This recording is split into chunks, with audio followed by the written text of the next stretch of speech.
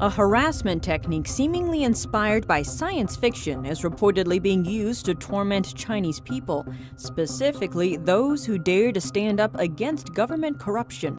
An unusual type of harassment has reportedly appeared in China, seemingly taken from the pages of a science fiction novel. Some claim the Chinese regime has developed a special kind of technology used to broadcast information directly into a person's mind. Known as electronic harassment, it's allegedly used to silence those who dare to speak out. Wang Haibang says he's been suffering from what he calls electronic harassment for 12 years. He explained that it all started after he filed a corruption report in 2008. It was against then police chief of the Wuning County Public Security Bureau inside Jiangxi province. Soon after, he described being illegally detained, beaten, intimidated, and framed. Not long after that, he was involved in a car accident, something he says was staged. It left him hospitalized. He explained that since then, a device has been used to send information directly to his mind. They observe my mind with the device and watch my movements. They also use the audio function to send voices to my mind, disturbing me round the clock. Following his trip to the hospital, he says he began to suffer from the unique harassment. Wang says he believes the local police are behind the electronic harassment. That's because, according to Wang, they talk to him through it using their dialect and accent.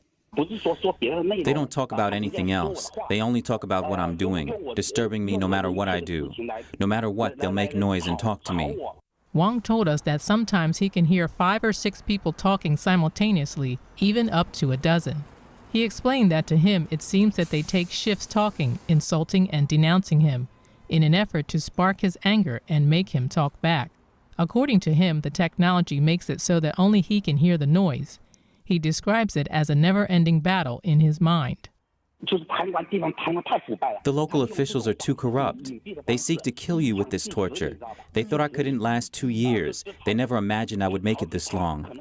But Wang's long-term fatigue has taken a serious toll on his health. Now he suffers from symptoms like headaches, weakened eyesight, and shortness of breath.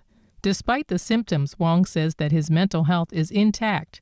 In order to prove he's not insane, he underwent 2 MRIs and a CT scan, showing that his brain is still functioning normally.